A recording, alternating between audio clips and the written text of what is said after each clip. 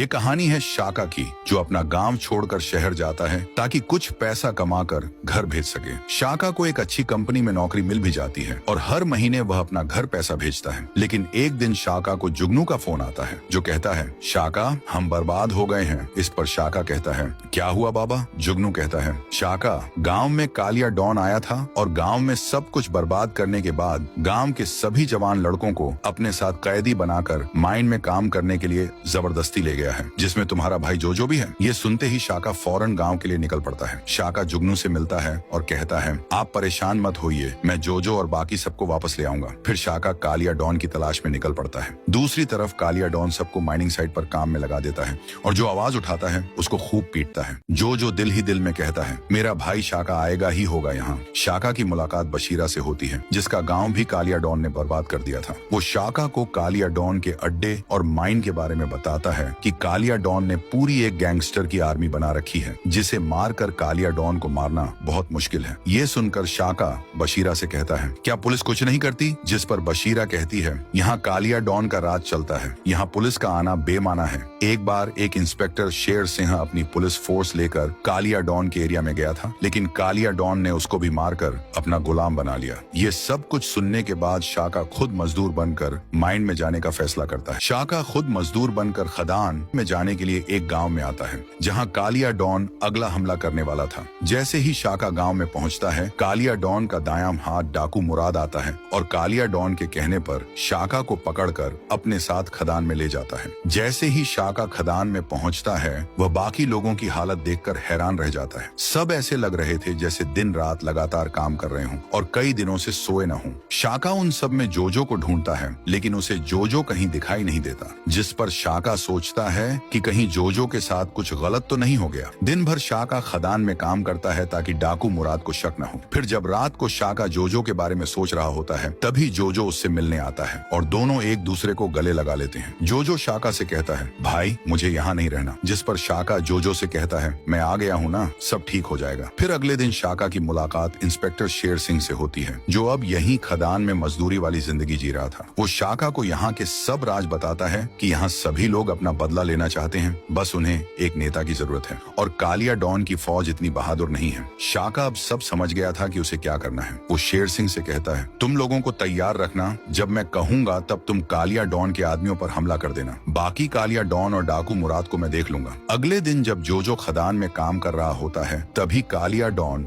जोजो के सही काम न करने की वजह से उसे मारना शुरू कर देता है। ये देखकर शाका भी गुस्से में आ जाता है और कालिया डॉन पर हमला कर देता है। आखिर खतरनाक लड़ाई के बाद शाका कालिया डॉन को मार देता है, जिसकी वजह से एक तरफ डाकू मुराद अपनी फौज को सबको मारने का हुक्म देता है, जबकि दूसरी तरफ जो लोग पहले डरते थे अब एक शाका के हुक्म का इंतजार कर रहे। पिछले भाग में आपने देखा कि शाका ने कालिया डॉन को मार दिया था, जिस पर डाकू मुराद ने अपनी आर्मी को सबको मार डालने का हुक्म दे दिया था। दूसरी ओर वे लोग जो कभी कालिया डॉन से डरते थे, अब शाका ने उन्हें हिम्मत दे दी थी। इधर जब डाकू मुराद और उसके आदमी शाका को मारने लगते हैं, तो शाका एक झोपड़ी में आग लगा देता है। यह शेर सिंह के लिए संकेत होता है, क्योंकि शाका ने पहले ही शेर सिंह से कह दिया था कि जब मैं आग का संकेत दूं तो तुम्हें मजदूरों के साथ मिलकर डाकू मुराद के आदमियों पर हमला करना है। संकेत मिलते ही शेर सिंह अपने लोगों से कहता है कि अब बदला लेने का समय आ गया है और सभी मजदूर डाकू मुराद के आदमियों पर हमला कर देते हैं। दूसरी तरफ शाका डाकू मुराद से लड़ाई शुरू कर देता है। एक खतरनाक लड़ाई के बाद शाका के लोग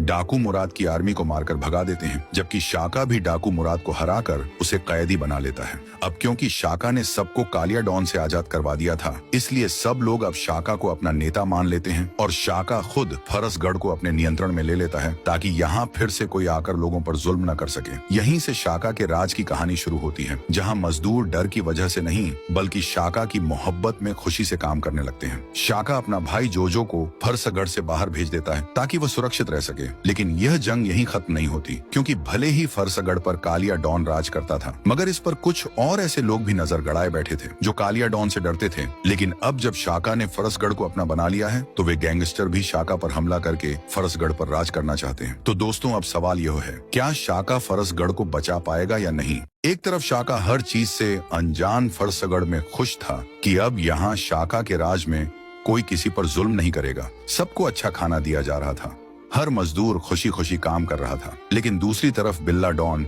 अपने कुछ खास आदमियों के साथ ये योजना बना रहा था कि अब कालिया डॉन नहीं रहा तो इससे पहले कि शाका का राज शुरू हो हम फरसगढ़ पर अपना कब्जा कर लें। इसलिए बिल्ला डॉन अपनी गैंग के साथ फरसगढ़ पर हमला करने के लिए निकल पड़ा। उधर जोजो, शाका का भाई जिसे शाका ने फरसगढ़ से भेज दिया था, वह बिल्ला डॉन और उसकी गैंग को देख लेता है कि वे फरसगढ़ पर हमला करने वाले हैं। इसीलिए जोजो घर जाने के बजाय जल्दी से वापस फरसगढ़ आता है और शाका को सब बता देता है कि फरसगढ़ खतरे में है, हम पर हमला होने वाला है। ये सुनकर शाका हैरान रह जाता है और तुरंत डाकू मुराद के पास जाता है और उसे कहता है, तेरे आदमी तुझे बचाने के लिए आ रहे हैं, मैं उनको नहीं छोड़ूंगा। जिस पर डाकू मुराद कहता है, वो हमारा आदमी नहीं है बल्कि वो खुद यहाँ पर राज करना चाहता है, अब कोई जिंदा नहीं बचेगा। ये सुनकर शाका फौरन शेर सिंह के पास आता है और उसको सारी बात बताता है, जिस पर शेर सिंह शाका को सब लोगों को जंग के लिए तैयार रहने का कहता है। फिर शाका डाकू मुराद को आजाद कर देता है कि अगर वैसे भी हम मरने वाले हैं तो कम से कम तू अपनी जिंदगी बचा ले। क्योंकि डाकू मुराद भी फरसगढ़ को बचाना चाहता था, वह शाका का साथ देने के लिए तैयार हो जाता है और एक सेना तैयार करता है जंग के लिए। उस सेना में ज्यादातर उसके पुराने लोग होते हैं जो भाग गए थे लेकिन अब वापस आ गए थे। फिर सुबह होती है, बिल्ला डॉन फरसगढ़ पहुंच जाता है जहां वह शाका से कहता है, या तो जंग करो हमारा साथ या फरसगढ़ को मेरे हवाले कर दो। शाका कहता है, अब जंग होगी। तभी एक खतरनाक जंग शुरू हो जाती है। डाकू मुराद के तैयार किए हुए लोग बिल्ला डॉन के आदमियों को मारना शुरू कर देते हैं, जबकि शाका और बिल्ला डॉन के बीच भी लड़ाई शुरू हो जाती है। लेकिन बिल्ला डॉन शाका को मारकर जख्मी कर देता है। फिर जब डाकू मुराद बिल्ला डॉन के सामने आता है तो बिल्ला डॉन डाकू मुराद को देखकर डर जाता है। लेकिन दोनों में एक खतरनाक लड़ाई होती है जिसमें डाकू मुराद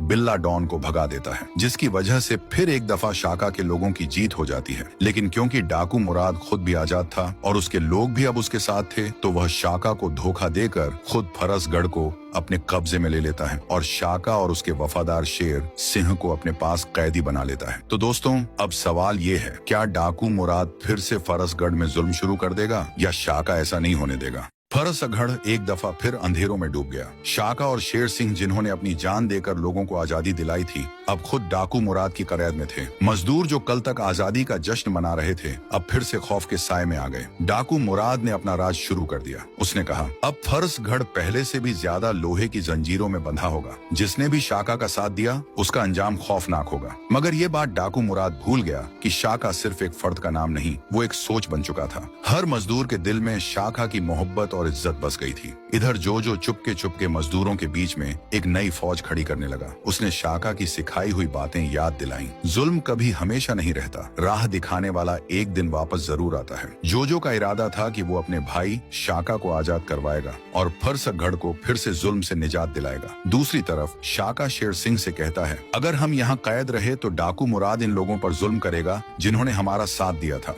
ये कहकर शाका जोर लगाकर रस्सी को तोड़ देता है और खुद को आजाद करवा लेता है। फिर लोगों के पास जाकर उनको लड़ने के लिए तैयार करता है और फिर एक खौफनाक जंग शुरू हो जाती है। जब डाकू मुराद को खबर मिलती है कि शाका ने फिर से लड़ाई शुरू कर दी है, तो वो गुस्से में शाका पर हमला करता है। इस जंग में शाका उसे बहुत मारता है और फिर से शाका और उसके लोग ये जंग जीत जाते हैं। क्योंकि डाकू मुराद के पास फौज तो थी, लेकिन वो इतनी ज्यादा नहीं थी कि मजदूरों का सामना कर सके। जंग जीतने के बाद शाका को राज वापस मिलता है, लेकिन इस दफा वो एक नया फैसला करता है। फरसगढ़ को पुलिस के हवाले कर दिया जाए, क्योंकि अगर यहाँ कोई भी हुकूमत करेगा तो दूसरा उस पर हमला करेगा, जिसमें सबका नुकसान होगा। शाका फरसगढ़ को पुलिस के हवाले कर देता है, जिसे पुलिस अपने कंट्रोल में ले लेती है। फिर शाका और उसका भाई जोजो अपने गांव के लिए रवाना हो जाते हैं। तो दोस्तों, क्या शाका ने सही फैसला किया या नहीं?